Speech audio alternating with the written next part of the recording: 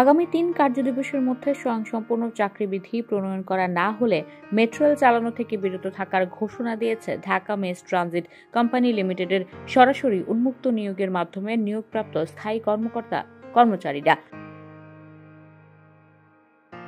সোমবার সংবাদ মাধ্যমে পাঠানো এক সংবাদ বিজ্ঞপ্তি থেকে এই হুঁশিয়ারি দেন তারা।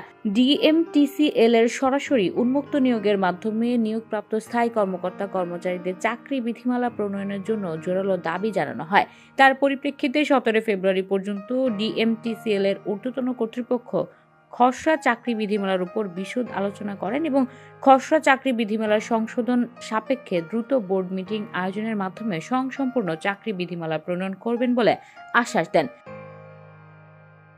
কিন্তু 5 মাস অতিবাহিত হলেও কোনো এক রহস্যজনক কারণে আজও পর্যন্ত এটি প্রণয়ন করা হয়নি। স্বয়ংসম্পূর্ণ চাকরি বিধিমালা না থাকায় ডিএমটিসিএল এর 200 জনেরও বেশি দেশি ও বিদেশি প্রশিক্ষণপ্রাপ্ত দক্ষ কর্মকর্তা ও কর্মচারী চাকরি থেকে ইস্তফা দিয়েছেন। ফলে মেট্রো রেল পরিচালনা ও রক্ষণাবেক্ষণ হুমকির মুখে পড়ার সম্ভাবনা তৈরি হয়েছে।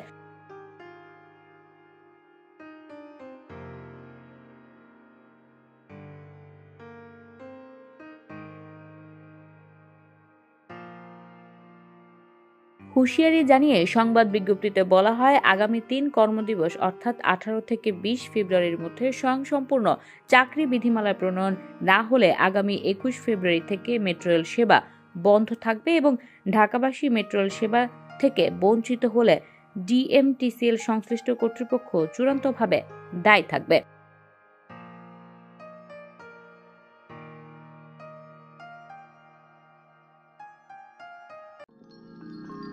You are watching Raj TV, Jagorone, Bangladesh. Please subscribe our channel.